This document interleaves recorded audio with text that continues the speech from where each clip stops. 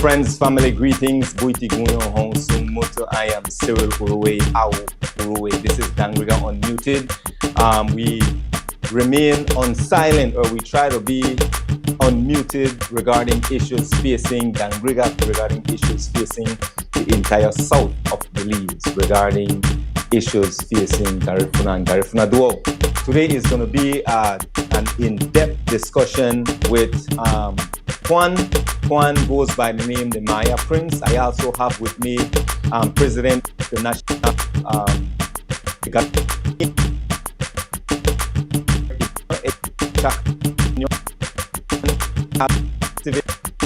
Joseph Guerrero. He is the one responsible for land within the Garifuna Nation. Folks, thank you all for joining. First, what I'll do, I will bring on my brother Joe. Joe is going to introduce himself, and then I will bring on Egbert. He will introduce himself the same, and then I will bring on my brother Juan, aka the Maya Prince. All right, let's go with, here we go. St. Vincent Commerce, St. Vincent Street, across from the old Belize Bank.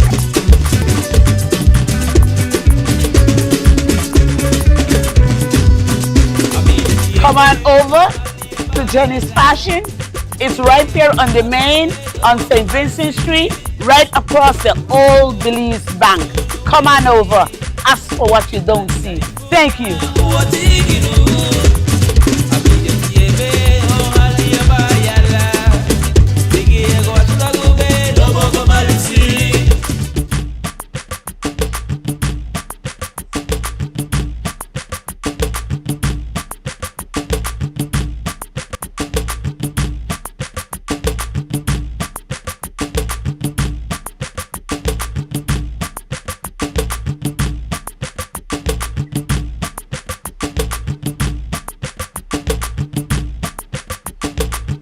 Very good, very good.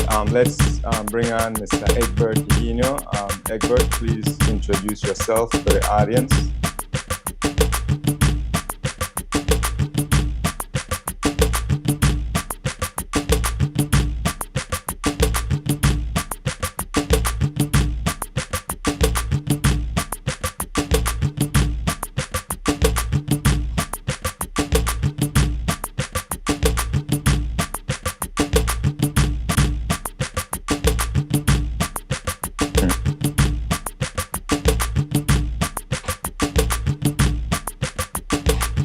Absolutely. So, gentlemen, I want to thank you all for joining. As mentioned, I know that this is going to be an in-depth discussion on land rights. I am just fine-tuning. And finally, I want to bring to the forefront my brother Juan, aka the Maya Prince, to introduce himself. Juan, I just for the audience knowledge, last 2 weeks, I interview with Joseph. Actually, Joe is with us as one reach to one part of the show.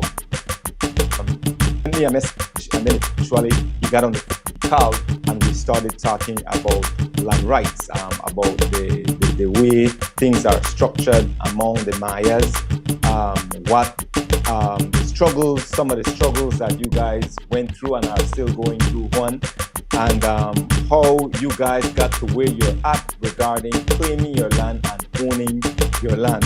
So without further ado, I want to bring on Mr. Juan, aka Maya Prince. Kindly introduce yourself to my audience, my brother.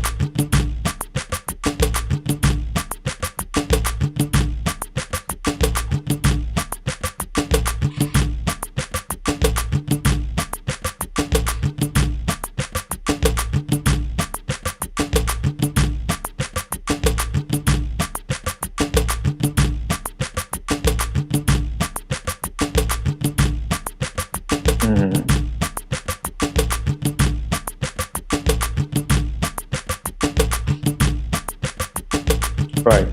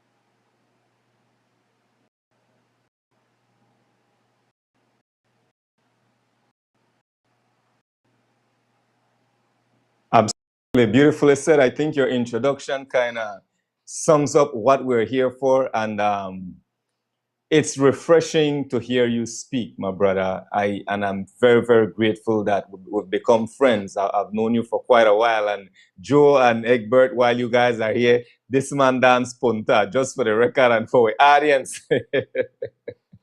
This man is a wicked punta rock dancer. I don't want to let this episode just be all uptight and serious. So I had to share that, Maya Prince. You were going to say?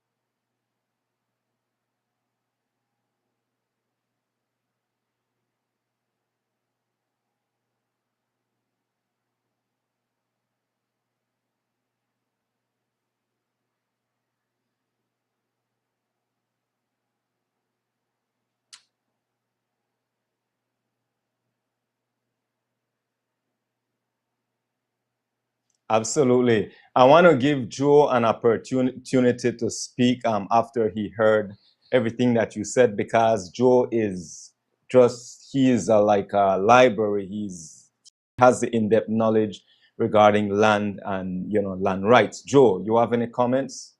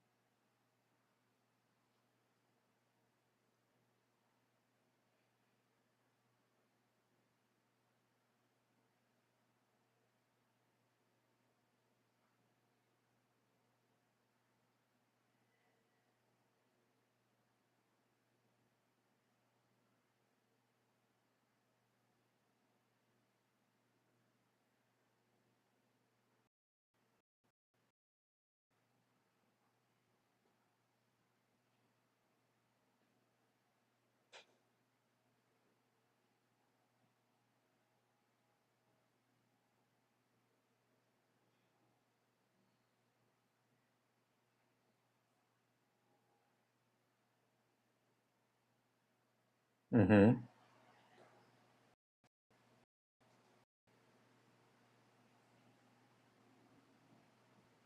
Yeah.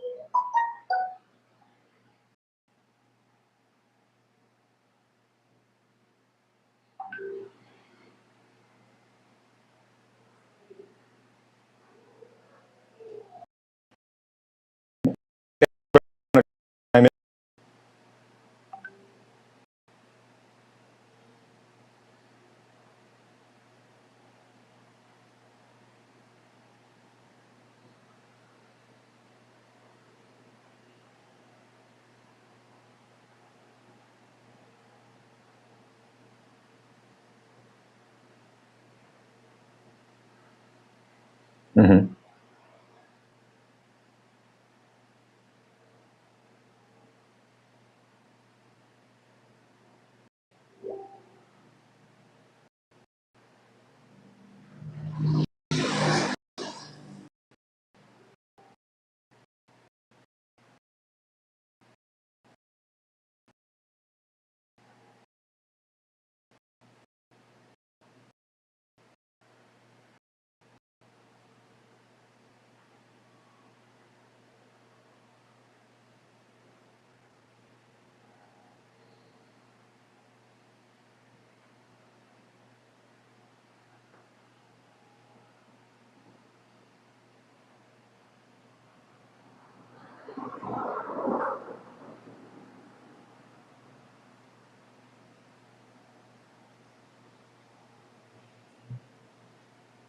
Okay, let's see.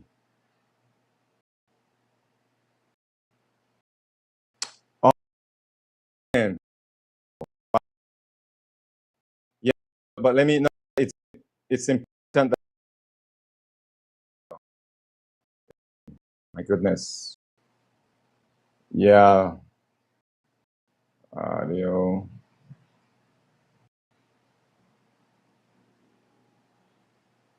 Let's see. Not quite. I'm hearing it now. All right. They should be able to hear. Give me some feedback. Yeah, I'm hearing it now. Continue talking. I'm Can hearing you? you. Yes, we're good now. We're good now. We're good now.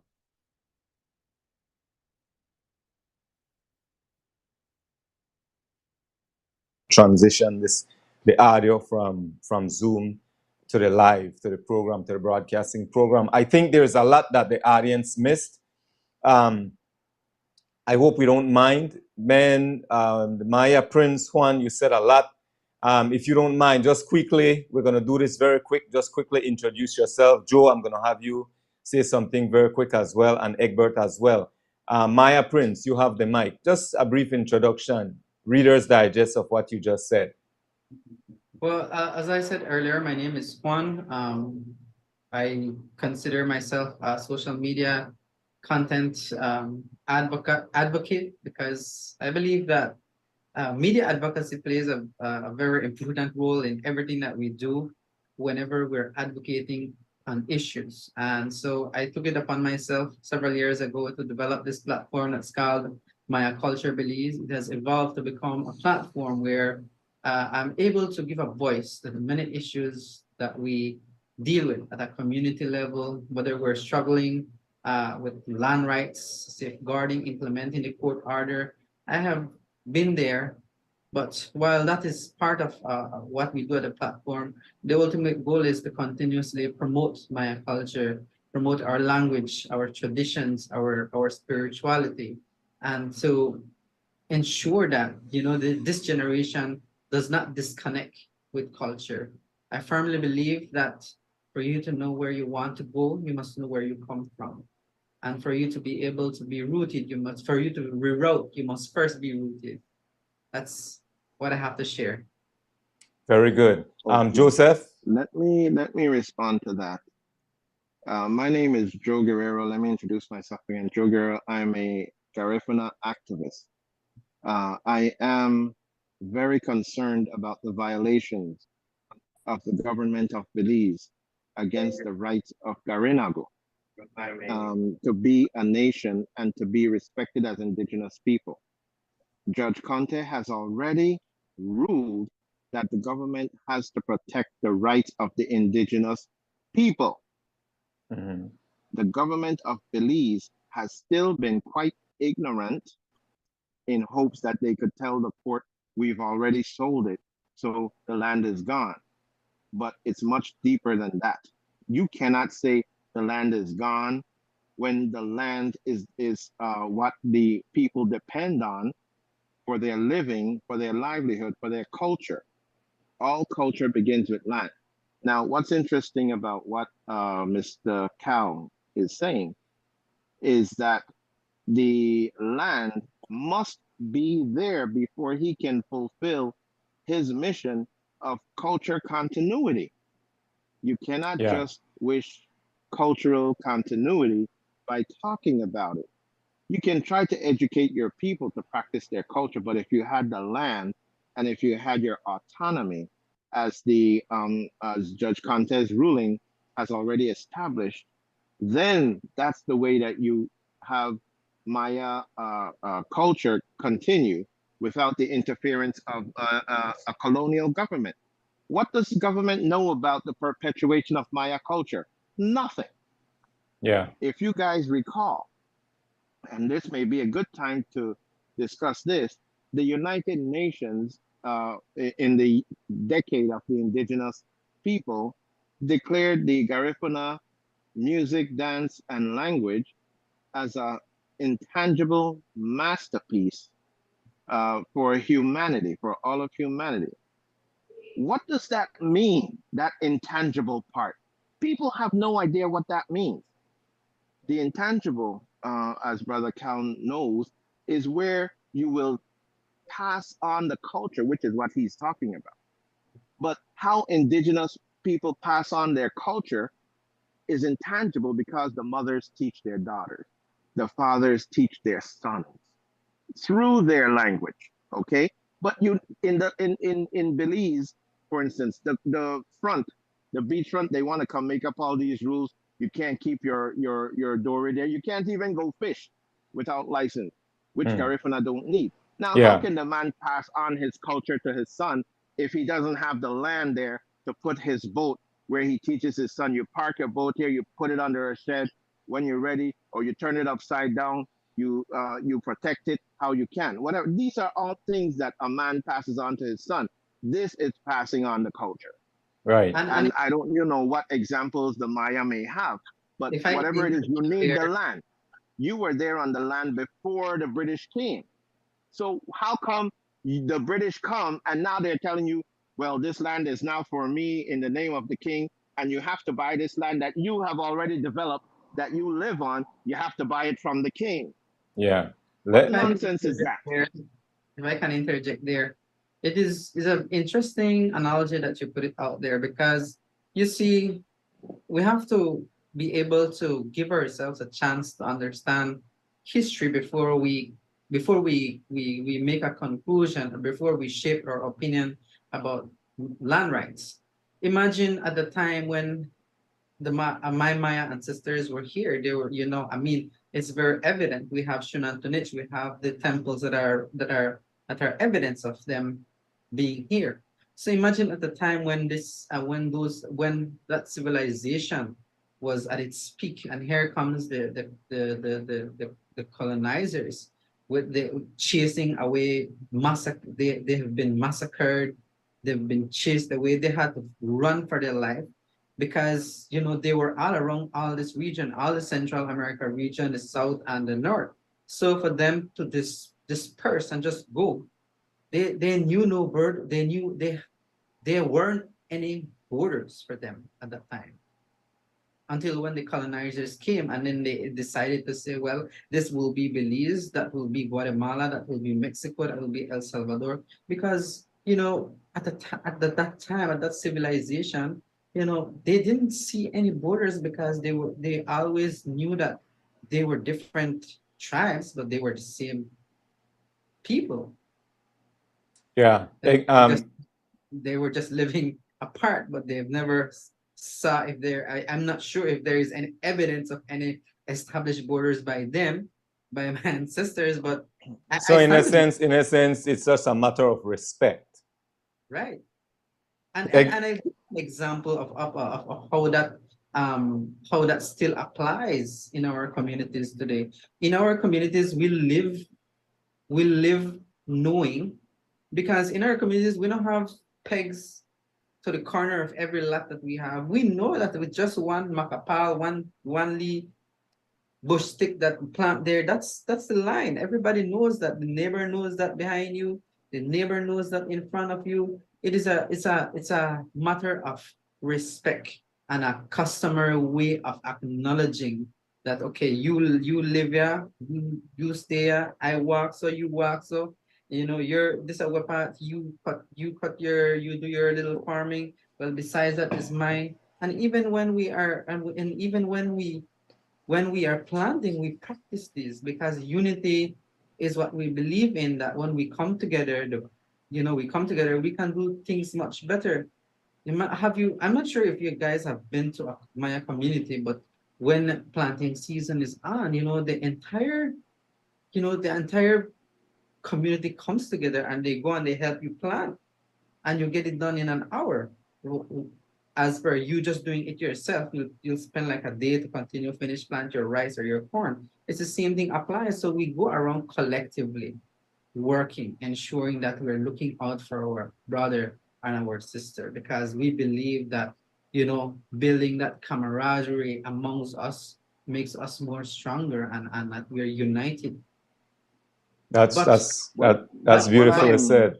What here comes the to divide us, the capitalistic ideology that is influencing, especially us, the young people right now, because we believe that, for me to feel that I own a piece of land, I need to see a piece of paper that validates that.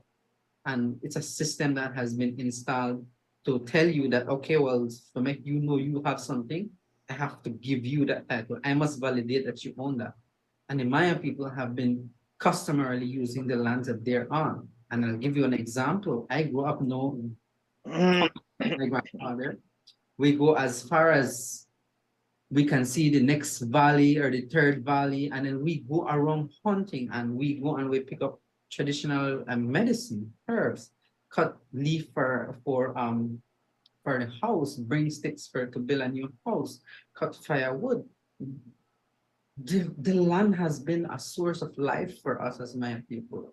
We grew up knowing that the land provides food, shelter, water, and even healing, because we don't rely much on going to the hospital. We rely more on using our traditional medicine and our home remedies that we've been taught by our great grandfathers, and passed on through my grandmother, and through my grandmother to my mom to me. That is how we know. That is how we know that is where we've been with customarily using that land. You don't see borders, you don't see a line, but we know where we go. We know as far as where we go.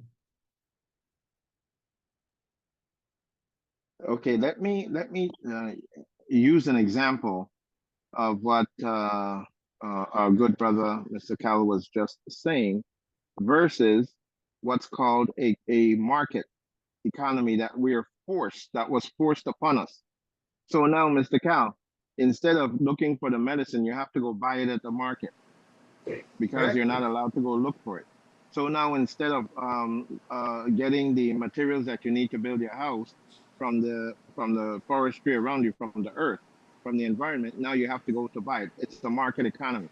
So this is what I meant when I said that the government cannot tell you how to be Maya, because all they will do is force a market economy on you. And I guarantee you, it's one of their brother, sister, auntie, uncle, granny who's in charge of that system and making money from the market system from your community.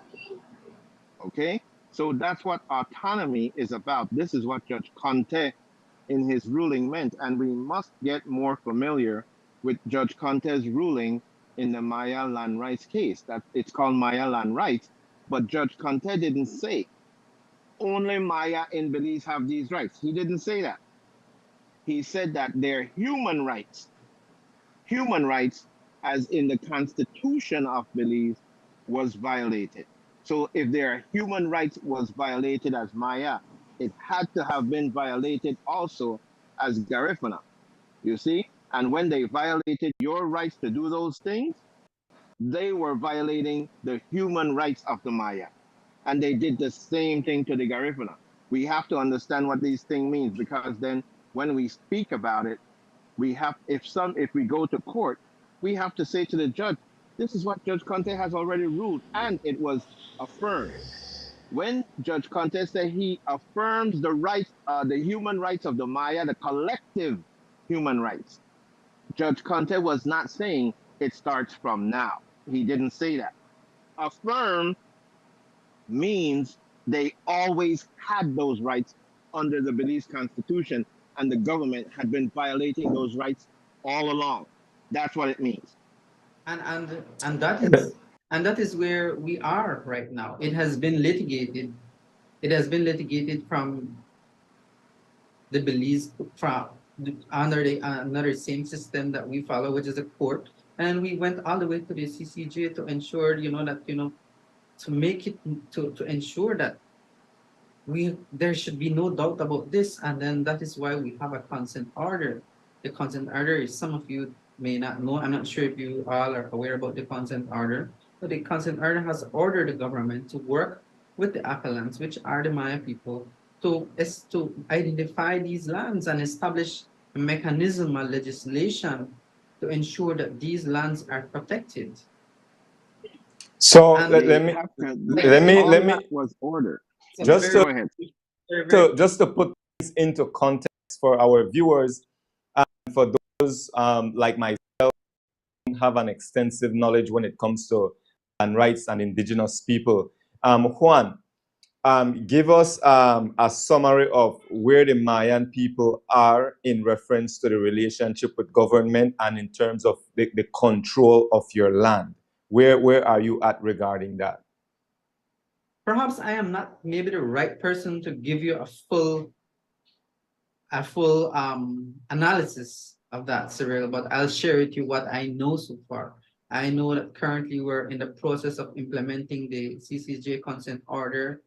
Some Maya communities have concluded their auto delimitation process, which means that they go about identifying now these borders between communities and to establish those borders amongst themselves in consultation with the neighbor communities, because no community can just go and say, well, this is where the extent of my land is, this is the extent of my one is. It has to be a mutually agreed border for them to say that, okay, well, this is where Santa Cruz is, this is where San Antonio is, this is where Jalacte is, this is where Aguacate is. So, but this is a process, it takes time. And so as far as I know, that is still an ongoing process. I'm sure if you reach out to the relevant people who are directly involved, which is the Toledo Alcalde Association, the Maya Leaders Alliance, I'm sure they'll be able to give you a better report on that. I'm just sharing with you now that we're still in the implementation process of this consent order to draft the legislation. I don't think we're there as yet. As you know, to cut it very short, any system, well, the system that is there does not allow or does not accommodate for any group to be autonomous, like my brother said earlier. Autonomy to give to people is very dangerous. You have to have, as a system, you have to have certain level of control over them, so you can do certain things. And I think that has been one of the hardest, or not to say the word hardest, but that has been one of the step back, because we feel that maybe any government would feel, both UDP and PUP, they have been dragging their foot in implementing this order, because this gives back the communities the sole autonomy on the land that they use. This is yours. But also in the consent order, it doesn't say that government doesn't have any say on any land. If you read the consent order says that this order does not take away government's authority over our land in Belize. What they're being told, what the consent order is saying is that go about, consult with these people, establish where the lands that they're claiming for that is they have customarily used, and put their boundaries on paper, legislate it, protect it, and give them their title. That is a little summary that I could tell you right now. Very good. Okay, Joe? Basically, to clarify a bit. Let me add, and to give you an example, why do we need to protect? Because we see a lot of things that are going on in Belize. We see so many people, but when we hear that the Maya people are protecting their right to the land that they're on, some of us Belizeans very jump, but why they feel that they're so special? Why they feel like, yeah, that only them could get it, feel like them more intelligent? And now we have gone all the way up to the CCJ to ensure that these rights are being protected. And that's the bottom. And many people. Yeah, many brother, people. I wouldn't listen to how people are. I want to jump in there and say, oh, I didn't think that is special. We are special because I'll say we are special people because we bring value to the country. Yeah. Right. And I do not subscribe to the whole issue of how we are trying to balkanize the country. It's them who are trying to balkanize the country by taking special privilege. for example, I don't want to get all riled up here. Who gave, for example, the guy who makes the beer permission to put St. Antonich on his beer?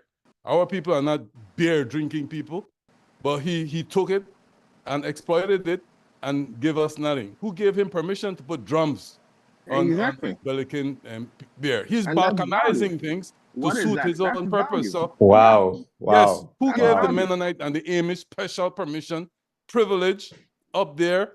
Nobody could go and teach their children anything. They could bring and do anything in the village. They are balkanizing it, not us. We are just standing up for our human rights. So we will not defend, right, the trajectory of this British government. I call it the British government because the king is the leader.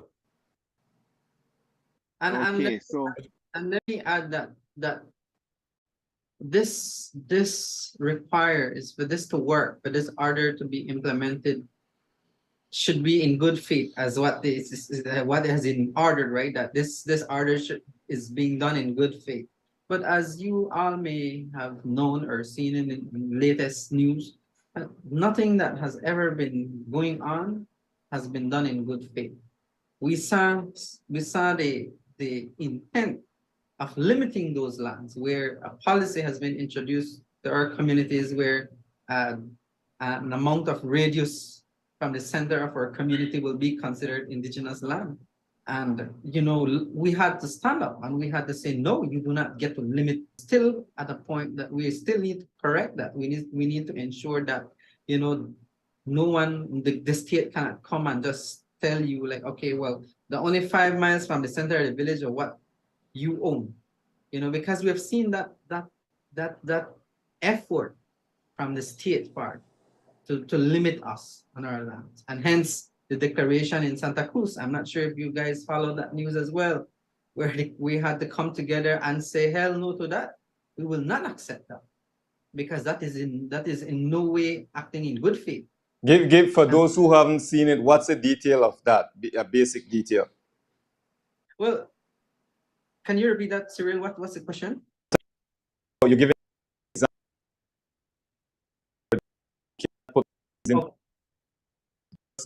There was a gathering in Santa Cruz. I'm not sure of the date, but it happened, I believe, this year, where, you know, we had to come together and invite the government to come and explain to us, why are you pushing a policy that seeks to limit us on our land?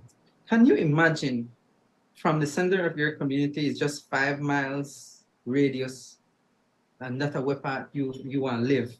Are you fencing? Yeah, that's ridiculous. That's just plain. Yeah, I remember that. Are you That's ridiculous.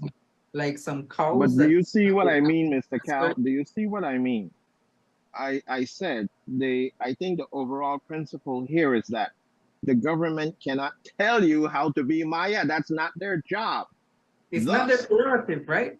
Right. But you see what also influence that they have within our communities, and which is I must share. The mass influence that the political party has amongst our communities is real too. We cannot shy away from that, because they are involved. They use our own to divide us, segregate us, so that they can come in and push their agenda. And so for this to continue to move forward, for us to ensure that, you know, the consent order is realized completely, to be implemented completely, it requires us as a people to come and realize that as united for us. I want to say that the consent order, while we're on the subject of the consent order, it's very important to understand that there's a relationship between the consent order and Judge Conte's ruling. Now, the consent order is not the only document involved in the consent order. Let me explain. Judge Conte's ruling is about 75% of the consent decree, because the consent decree is where the government of Belize relented and say, okay, we'll go by Judge Conte's ruling. And the consent order, when you say that it's not autonomy, I tend to disagree, because according to Judge Conte, Maya have a right to autonomy. That's not the same thing as having your own country. It's not. All they mean is, on your land as Maya, the government can't tell you anything, period. They have no right to come into your community, period. Your community should be run wholly and fully by Maya traditions and cultures. And you guys, if you want to change it, that's up to you. And you but see, it is autonomy. And you see, and that is where the Mayas are being seen antagonistic towards the states.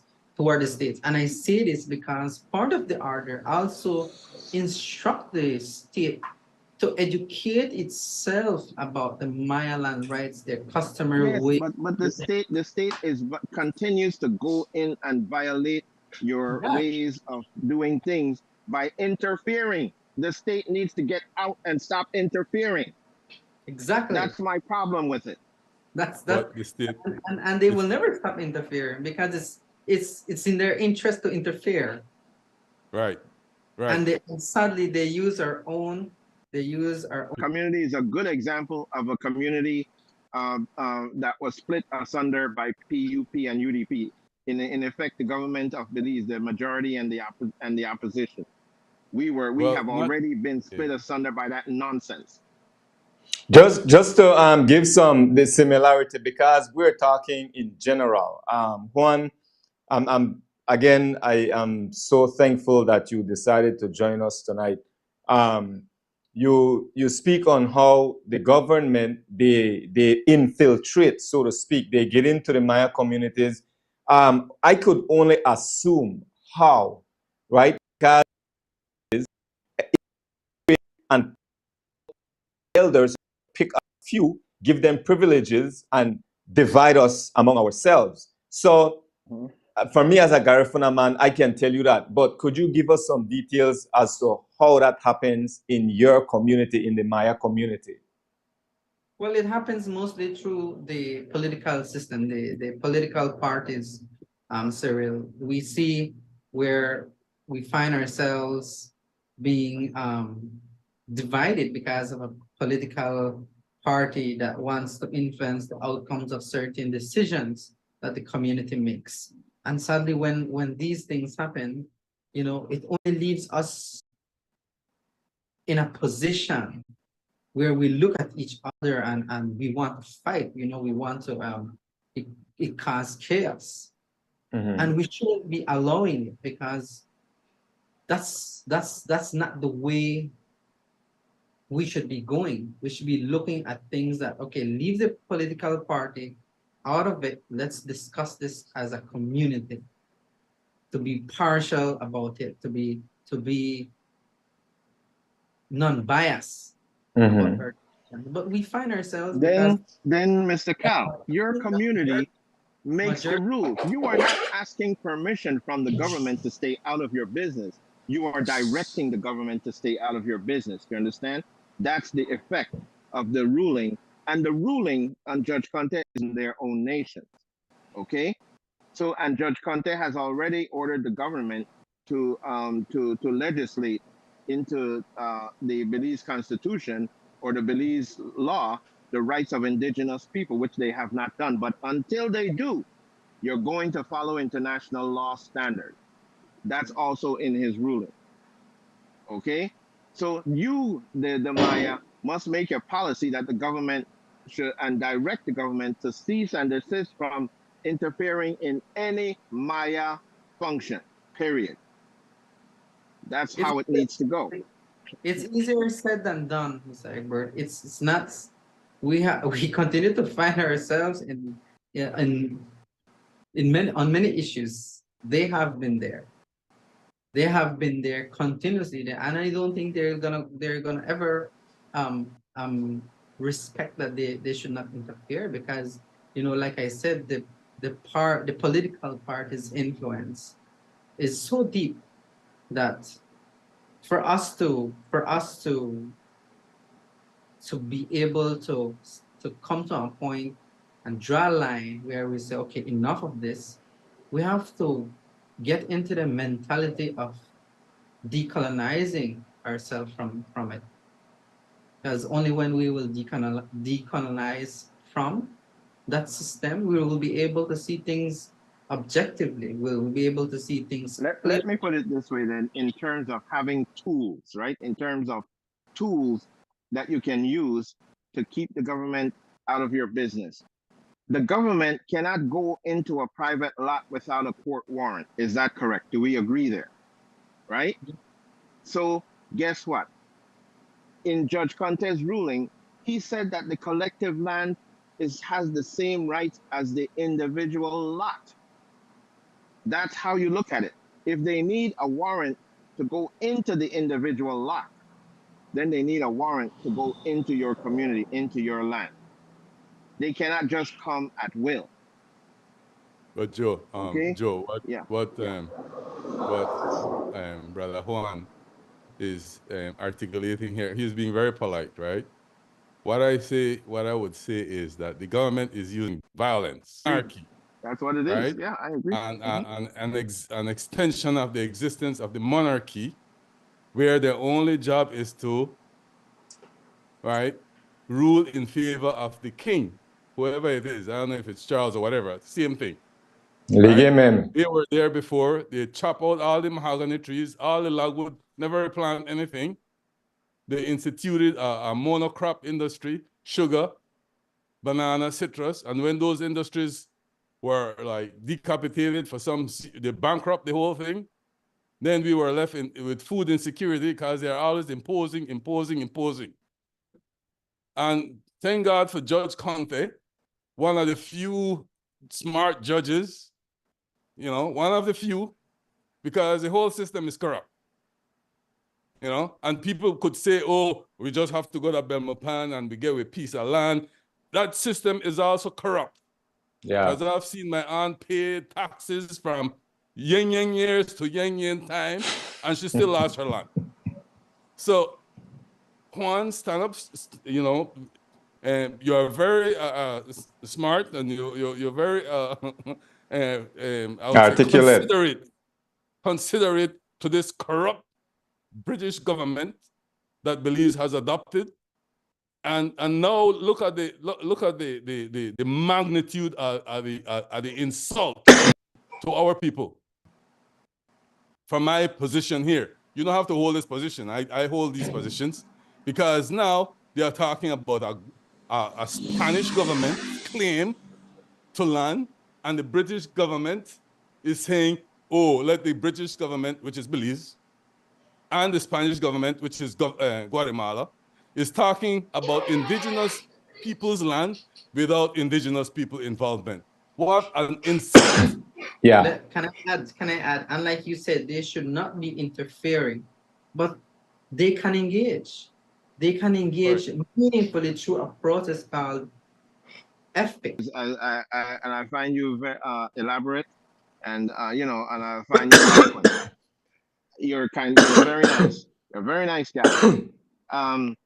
In terms of the FPIC, this is what I was just about to tell you. The government should seek permission to speak to the community from the leaders. Seek permission first. And if they agree, then you may come. If you want to talk and discuss other things on Maya, other topics on implementation on the Maya territory, ask permission first. Or you invite them to go to Belmopan or what have you, the leaders. Now the leaders, I think, I'm not sure if the Maya have properly used the ILO 169 right, or the UNDRIP, or even the ADRIP rights, which is that the leaders, say your traditional leaders, right? The government has superseded or bypass the MLA and go directly to the leaders who are not as informed as those of the MLA / TAA or whatever. Okay, you guys know that better than me. So what they have done then is go directly to people who don't know what they're talking about and give them concepts that may actually violate their rights, and they say they talk to them on our behalf. So if the people of the Maya communities would say, okay, the government talk to MLA, then the government has to do that. So MLA would have to then speak to the traditional leaders and get this kind of agreement so that the government ceases to go to the traditional older leaders who really don't know much about the outside world out of Garifuna, out of Maya traditions. Do you understand what I mean? I understand what you're saying. And let me add, any Maya community must come in good faith, must come with their hands clean. Put it on the table. Not just put your right hand on the table and the left you have it under the table. We want you to put both your hands on the table so that we can speak, we can talk, we can dialogue. You can tell us, what are you looking for? What is your purpose? What is your purpose? That is what ethnic mandates for that there is an engagement process that is accountable, that is clear, that is, before it became an FPIC document, we still had to challenge, we still had to fight for this to be called free prior informed consent as per free prior informed consultation. Because that is what the state has been pushing for it to be, for this document to be named free prior informed consultation. And what does that tell you when you hear the word consultation? It means they just will come, they will just come and tell you, they will say, okay, we're here to do this, we're here to do that. Well, and then they consulted you, yeah, right. But we don't need that's not the international standard. You know what that is? That is the standard of the ADRIP. That's the standard of the OAS. But we want the international standard. So we have to fight to make it an international standard, that you must acknowledge that free, prior, and informed consent means that you come and you speak to us, you give us the information, we process it, whether whatever proposal you're bringing to the table, you tell us. We tell you, okay, so in other words, the government is trying to say that the OAS standard supersedes the international standard. Joe, just guys, just one. If the state comes and say, okay, well, we want, let's use, for example, Juan, just 1 second, please. Those of you signed on online, we're also connect. Feel free to connect to YouTube. You could put it, and I want to remind you, share the link, share the live. Make sure you invite your friends and family to tune into this discussion. This is very, very important. Juan. This is a topic that's affecting all of us. So, Juan, go ahead. Sorry. One question, Juan. When was the contest ruling made? When was contest ruling made? What year? I don't know the exact. I believe, if I'm not mistaken, that was 2015. 2015. And no, it was actually released. 2000. It was actually released 2008, and it was finalized 2015. 2000 something. 2008, according to Joe. Joe has the figures. Yes. 2008, the ruling was made. If I may share, I'm a young person. I don't. No. Don't worry about it, because I want the audience to know. I don't have. I want the audience to know what the judiciary system is doing to us from 2008 to 2024. Yes. What are the judges being paid for? What is the judicial system? They make a lot of money.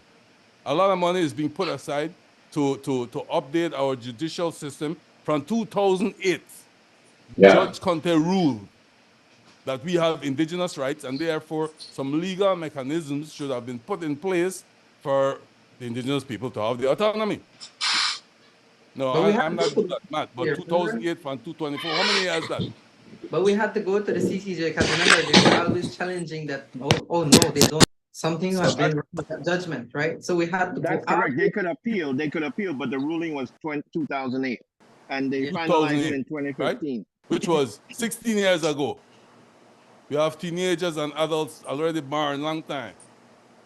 But there was no judge and the judiciary system, which is apparently non-independent from the corrupt governmental monarchical system, is in cahoots. So I think we have to call for a dismantling, right, of this monarchy system that we have inherited from the colonial masters. Total change. No, we can't trust these people. We can't trust these people because evidence is... Dismantling is from that Yes, mentality. as you decolonize, you see, it has to be like a multi-pronged approach, Brother Cal, I think, because yes, while you are decolonizing, believe me, the government will still be trying to keep you colonized. So you have to still be fighting them using the ruling of Judge Conte while you guys fix your inner works. You understand? You have inner issues with one another that can be fixed, but the government has no business in it. They really don't. That's what I object to. The government needs to stay out of your business. At the same time, I think we too, the Garifuna Nation,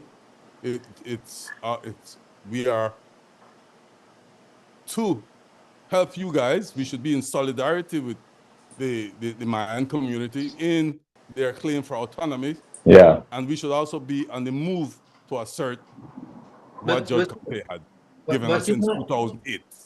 But you know, Mr. Egbert, sometimes, and I don't mean to offend you when I say this, but my people have been struggling for this, and we have seen no kind of solidarity from the Garifuna people. In fact, I've never seen a press release from the National Garifuna Council or any of those Garifuna groups to solidarize themselves with us. In fact, we have left alone fighting our battles, and we always... I think, Joe, the Garifuna Nation has released...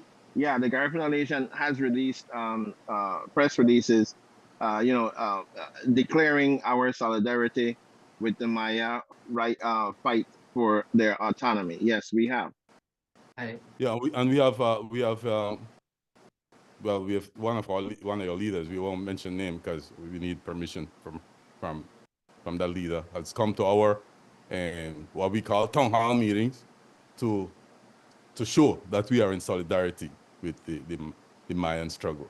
So we are also decolonizing our own population.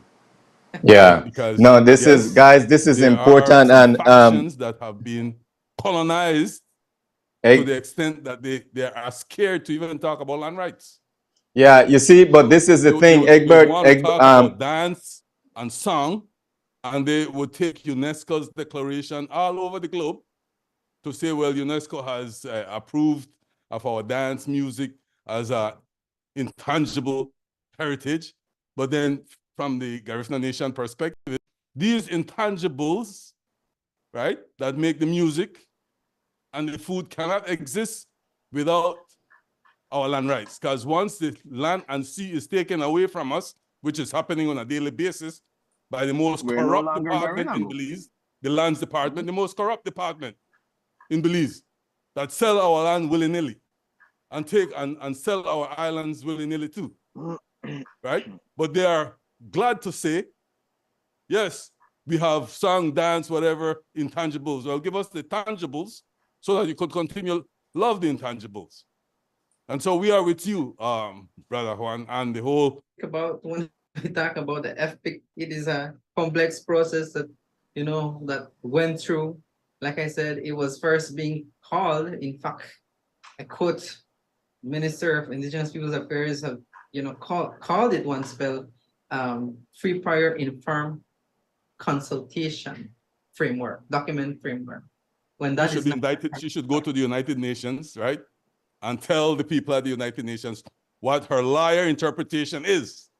I mean, if she, I understand she's an attorney, so she could go to New York whenever the UN and smart woman. It has been a lot. Interpretation, I might add, is only good in the OAS, not at the United Nations. Even but there, we are a part of the United Nations. So basically, the ⑃ has been, I would say, it's like a button in the hand that has allowed us to move one step slowly, but we're getting there because ⑃ allows us to continue engage. It is sometimes hostile, but we engage. That has been able to bring the parties on the table to continue discuss and to continue negotiate, because it's a lot of negotiations, because demarcating lands, demarcating these boundaries, third parties' interests are involved. But how do we go about addressing these is where the energy is supposed to be spent on, not in dividing the people, not in limiting the people's land. Is to ensure that it's a process that everyone is engaged in good faith. That is key, good faith. But no state would want to engage in good faith when they are losing power over land.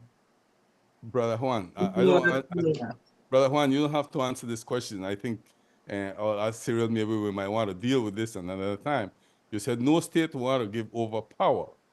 Now, the state of Belize, the system, very outdated system of parliamentary democracy, where we are not represented, right? There's no representation of indigenous people in that so-called democratic system. Yeah. So it has been hijacked. Talk about balkanization, it has been hijacked by a few families. I call them feudal lords, right? And so the state of Belize, right, doesn't want to honor the rights of indigenous people. And also the state of the church, because the Vatican is a state by itself. And I would like to, Cyril, at some point in time, hear from that state, the Vatican, that is represented in Belize, to hear what is their position when it comes to the rights of indigenous people. Because that state, the Vatican, influences the monarchy, right? Which is another government extension of the government of Belize. We already know that the government of Belize is not interested in giving us autonomy, even though they take money from countries like Venezuela that has given its people autonomy. It's in the constitution of Venezuela. There is a clause or a chapter for the rights of indigenous people written in the constitution. In Nicaragua, right? In the constitution of Nicaragua, there's a whole several articles in the constitution where the people are given their autonomy. The same thing in Mexico. I'm not too sure what's going on in Guatemala and Honduras. But if Belize, the country of Belize, and most of those guys in the parliament have indigenous roots. I don't want to go too much into it. Most of these parliamentarians who hold offices in the government of Belize have indigenous roots from other countries. So to a large extent, we have some hypocrites running the country, right, who are telling us about balkanization. They would be fighting for indigenous rights of other people in other countries, but when it comes to their own country, Belize, they have a problem with that. I have an issue with the hypocrisy. It is hypocrisy. Folks, again, we're live on YouTube. We are talking about land rights and what can Garifuna people learn in Mayas. We have as our main guest, Brother Juan, better known as Maya Prince. Man, this has been a very deep conversation. And men, I want to ask you to, I want to bring you back again, all three of you, to talk about this. We still have about 15, 20 minutes to go. But I just want to say before you leave, let's come back and talk about this. Maybe we want to set an agenda for the next show, because I know there's just so much. We'll talk about demarcation, we'll talk about laws, we're talking about, sorry, go ahead, my brother. Yes, I was saying that, the Maya land rights, I think, has been decades of struggle. Many elders involved, many have gone, some of them are still here. And what is very important, in my opinion, and it's what is critical at this point, is that we need the young people to engage in the process, because I believe that we are in a better position, we're in a better timeline to be engaged, to get involved and to be part of this process, because our elders have been fighting for decades. They have went through the hardest part of this journey already. And I strongly believe that as young people, we need to do our part, because we cannot allow this opportunity to go and someone else come and take it away from us, because this is our livelihood. This is an opportunity for us to share a story with the next generation that will come after us, that we are part of a revolution, of a mission, a movement that our ancestors have started, and that this is nothing less but a reconciliation from the state to us, from the system to us. Reconciliation. The system must reconcile with us, and we should fight for that in the name of our ancestors, because they gave up their lives in this whole process. Absolutely. Joe? That, the ancestors is what your indigenous rights are about. So the ancestors of the Garinagu in Belize today, we are descendants of those people who have a contract, a peace treaty with the British, that they recognize our sovereignty. Now, the thing is that once you have a treaty with a nation, between two nations, and the reason why we have the treaty, which was signed way before Belize existed, couple of hundreds of years before Belize existed. We also have such treaty with the French. So the Garifuna have a record of having treaties with Europeans from as far back as possibly the 1300s to the 1400s. So Garifuna are sovereign people. Once you have a treaty, you cannot take the sovereignty that you have already recognized away. So it is well known that Garinagu engaged in war with the British in Uruwei, today known as St. Vincent and the Grenadines. And the result of that war was an exile from their homeland to Belize, to the Central American area. So we would then meet the British again in what's today called Belize. Now, once we met the British again, our sovereignty should have been automatically recognized based on the treaty that exists between Garinagu and the British.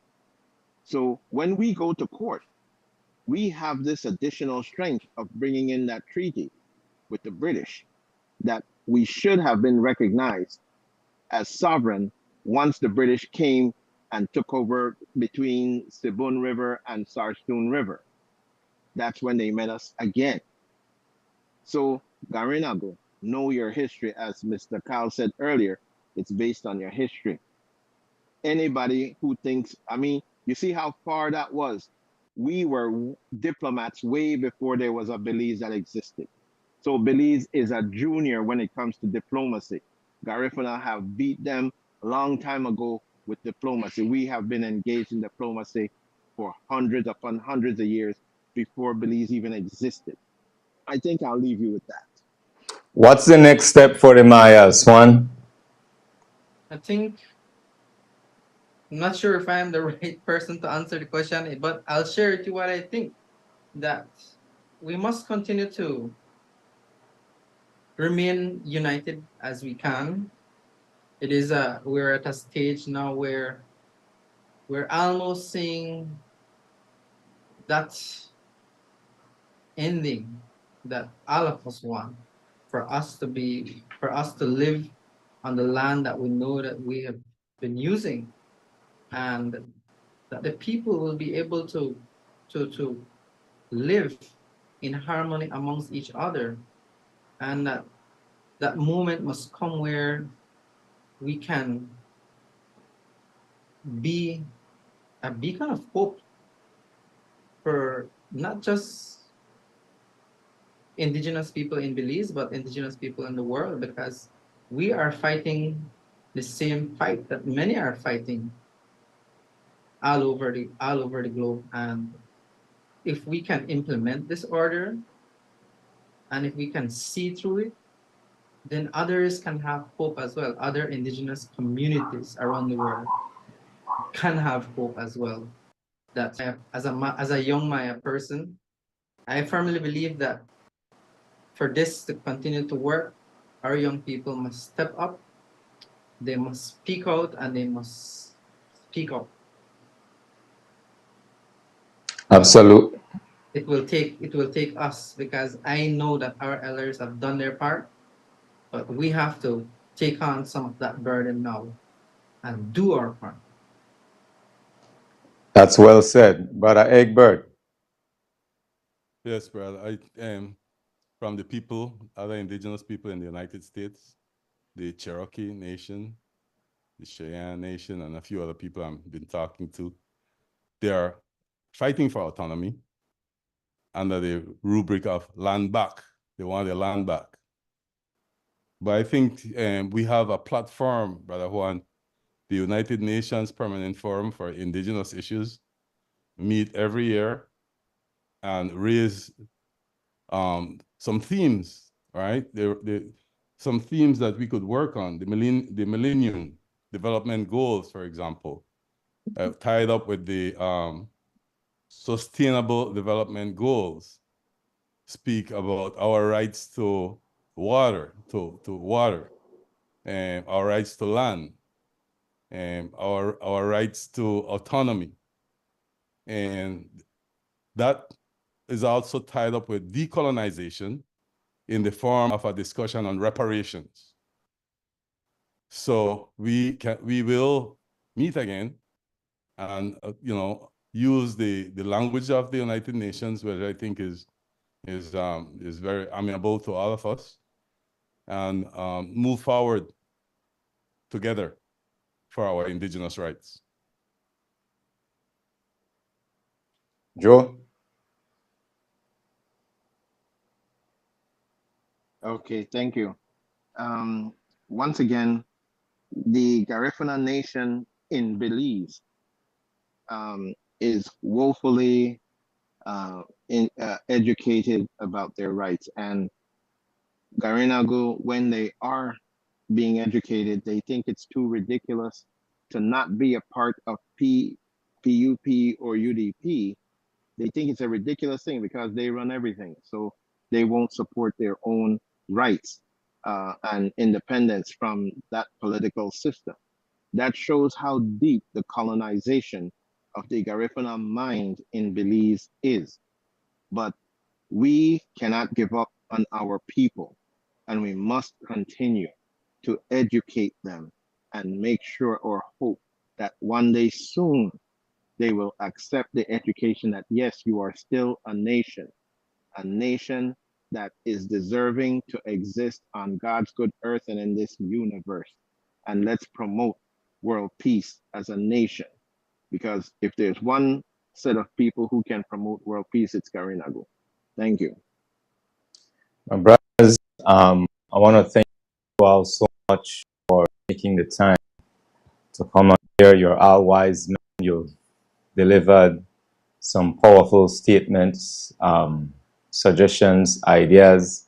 My brother Juan, Maya Prince, I value your input, my brother, and definitely I'd love for this to continue. Tonight give us a lot to think about, a lot to chew on. For those of you out there listening, signed on, I hope you join the fight. This is a fight. This is a struggle that's going on for the Mayas, for the Garifuna people. We have to stop thinking about blue and red, and we have to start thinking about rights. Be fighting to take away from us what is ours. That has been the song for ever so long, for decades. I can say that I think the Mayas They are up ahead of us in terms of securing their lands. The Garifuna people will need to step up. Any last words on that, Egbert, Joe? One last statement, Cyril. Mm-hmm. The Maya people, and I know they share this sentiment with me.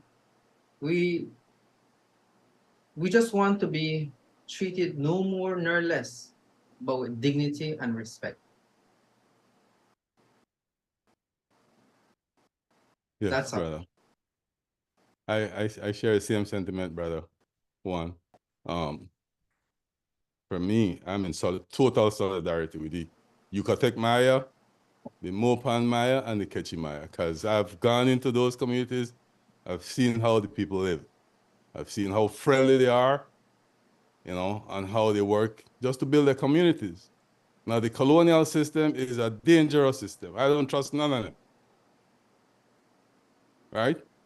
The white man has done much evil in the world.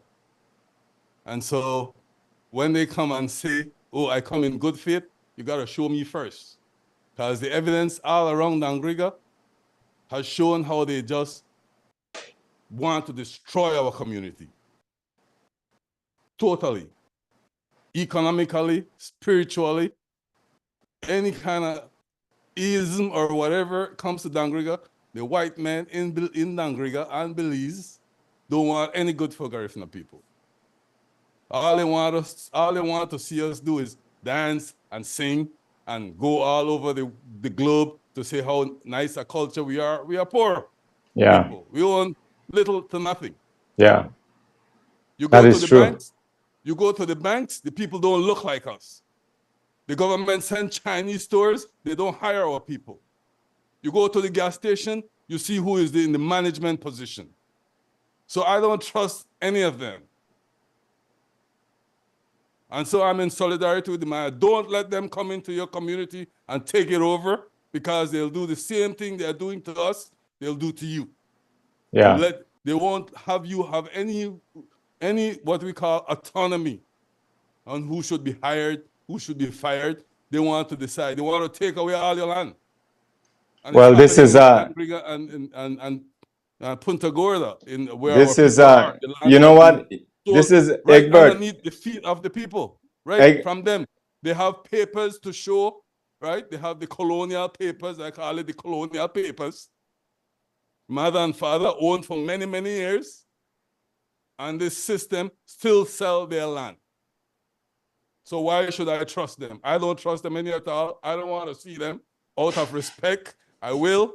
Out of respect, I'll go to their courts, you know, to listen to their foolish arguments. Because as far as we are concerned, Juan, you were there before the colonial people came. We were there before the colonial people came. So why should we respect them? But because we are humane, right? We come from decent civilizations, we will listen. Yeah. Chiluha, you know, the time has come for us to stand up. This could be the beginning of something great. And I don't want to take this lightly. This is really and truly could be the beginning of something great. The Garifuna, the Maya, we can come together, we can join forces, we can support each other, stand in solidarity. Let our voices be heard.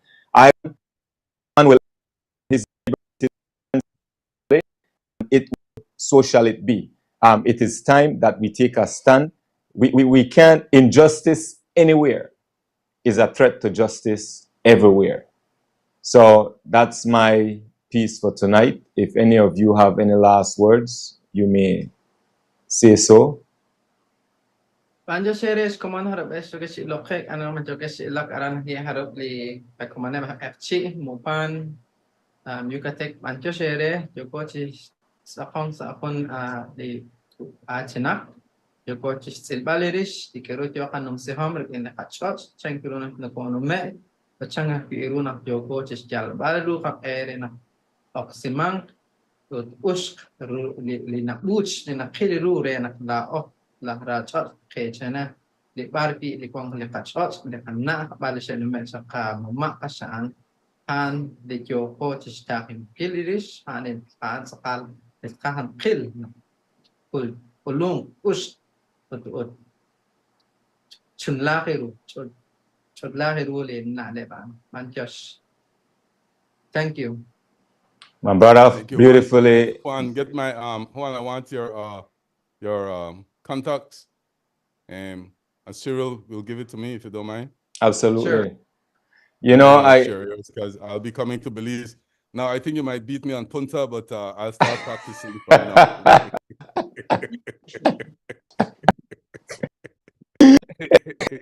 19 is coming. I'll make sure I practice. I have my wife teach me. Hey, I can, brother man, it's not might. He will beat you on Punta. The man got it. It's not might.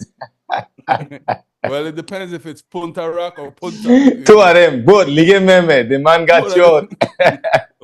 Got me out on that. Okay. Hey, but this one. This hey, will not be the first time we stay in touch.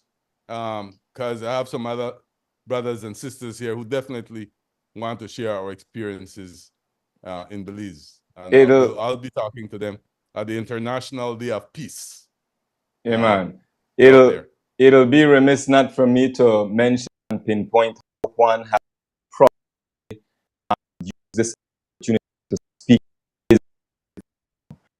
And I, the Garifuna, notice that because we are losing it, we are losing our language, we're losing our culture, we're losing the way of life. Just today, I was at a store, a major store here in Dangriga, and one of the workers said to another Garifuna brother, it was two Garifuna men at this store, and this worker said to him in Garifuna, you know, don't put it there, take it. And the guy literally said, I thought these days were over. The guy responded and said, "By me not talk that wrong, you know." Literally, that happened today.